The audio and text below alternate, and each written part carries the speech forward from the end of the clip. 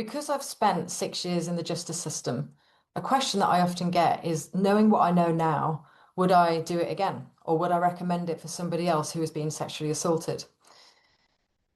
And the system took 6 years of my life, three rearranged court dates, one hung jury, and one retrial to get the verdict that I did. And despite how difficult it was at times, the answer to that question is yes, I would do it again. But I would recommend anybody going into it with their eyes wide open, because one of the most difficult parts for me is going into something like this, not having a clue about what to expect. I effectively walked into it alone and blindfolded.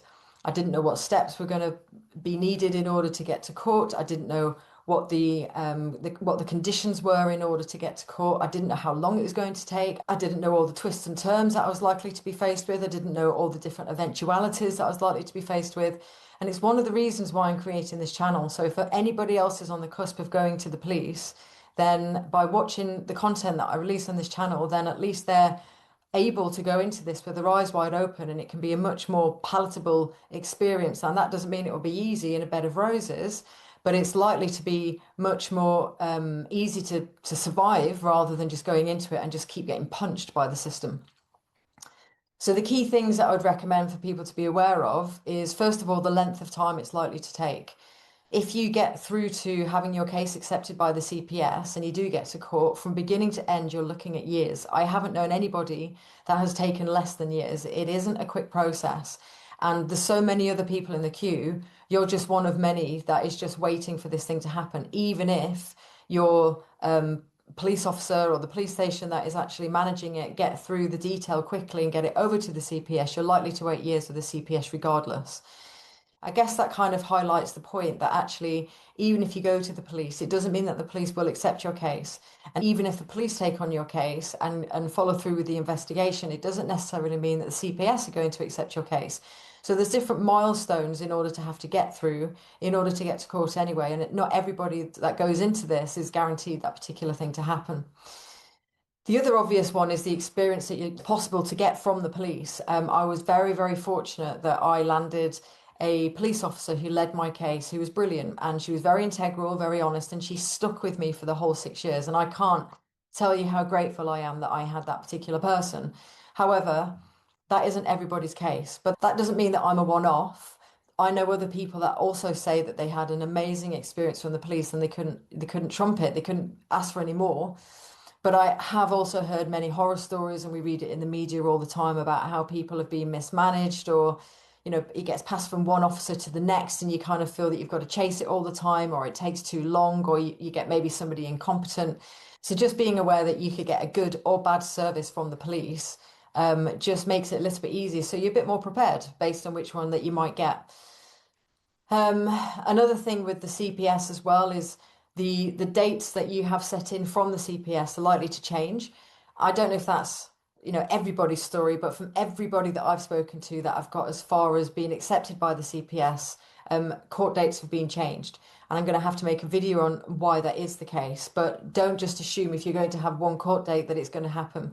And if you hinge on that date emotionally, like I did, then it becomes very, very difficult when it keeps getting knocked back and keeps getting knocked back.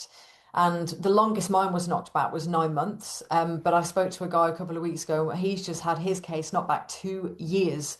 So again, it's just being aware that this is a possibility. I think it's bloody awful. I'm not promoting it and I'm not endorsing it. I'm just saying it is a possibility.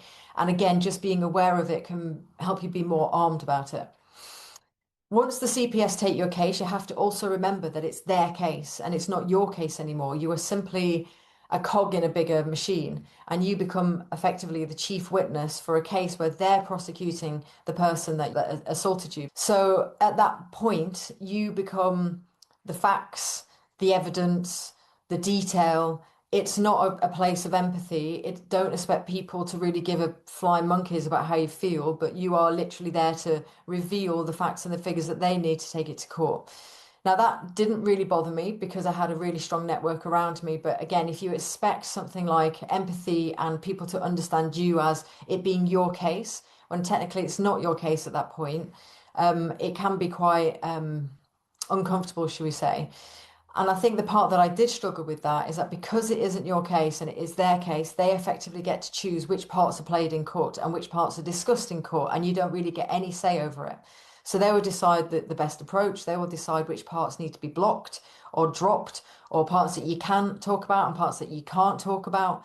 So again, don't just assume that if you come forward to the police with this big long story, they might only use this much of all of that information. Which, if it is a really long story, you can kind of understand in terms of just time taken. But in my case, I felt like, certainly in one of the trials that I attended, the detail that was stopped was actually very relevant, and I think it compromised my case. Just another thing on that, obviously, if you are somebody on the cusp of going to the police, don't assume that you have to go on stand. I took that as an assumption. I never once even bothered checking it or double checking it. So when I went to the police, I was prepared and I'd got my brain in the place of like, I'm ready to go on stand. But if you're not ready to go on stand, you don't have to. Or you can go on stand with a curtain so you're blocked from the person that assaulted you, or you can do it from a back room. And in some instances, I believe you can even do the cross-examination weeks in advance, and that video is then played in court. So again, it's just the awareness that you don't need to have these experiences if you don't want them. But again, eventualities like possibly bumping into the person that did this to you in the court. You might pass them in the corridor. You might bump into them at the metal detectors at the front door, which both happened to me, which I've made separate videos on. But the significance of why I'm sharing that is that then, knowing this, you can create alternative arrangements and you can request alternative arrangements rather than just walking into it and it just happening to you. Another thing that I'd certainly recommend is making sure that you've got a really solid network of people around you. I foolishly seem to think that I could just blast through this on my own, like some, I don't know, some idiot when I thought that, because I just think I'd underestimated the enormity of what I was actually walking into. I was just so consumed about getting this out of me. Like the reality of what I was walking into, I think was far greater than I'd given it credit for. And at the point when the CPS took on my case, that was a real turning point for, oh my God, excuse the French, but shit's getting real. Like I need people around me. And that was when I opened up to my family for the first time. Hopefully that isn't your case as well. But it made an enormous difference to start talking about it a bit more openly, sharing it with my closest friends, sharing it with my family, and just making sure that you've got people there to pick you up when you have these wobbles. Another thing to expect is you might have some unresolved childhood trauma that comes up for you that maybe you didn't expect to go through because it had just been locked away as long as you lived in silence. There's a whole bunch of stuff that I'm going to share on that moving forward. And this isn't, I have to stress this really importantly, this isn't necessarily everybody's story. And I'm not for 1 second saying that because it happened to me, that it will happen to you. Everybody's story will be different. Everybody's experience will be different. Everybody's level of violence will be different. Everybody's situation with who this person is. Some people that have been offended and assaulted, the person that did it to them is now deceased and they're not able to do that. Other people, they just don't feel that they can because it might be, you know, somebody that's well connected to the family. There might be other people that are just, it's just too much for them. And there's no pressure, and nor am I saying that you should. There's no shoulds or musts. There's no shame in this if you don't. This is targeted at the people that have just wondered what it might be like and wondered what it looks like on the inside to go ahead and do it. And again, like I've said, that's one of the biggest motivations to create the channel that I have. So I guess in summary, I'll wrap up by saying that if you are toying with this decision to go to the police, then I would recommend doing so, but go into it with your eyes wide open, with a solid network of people around you, with reasons that are your own and nobody else's. Because at the end of the day, you can't change what happened to you. You can't change the past. But if this has happened to you, then you deserve for your voice to be heard.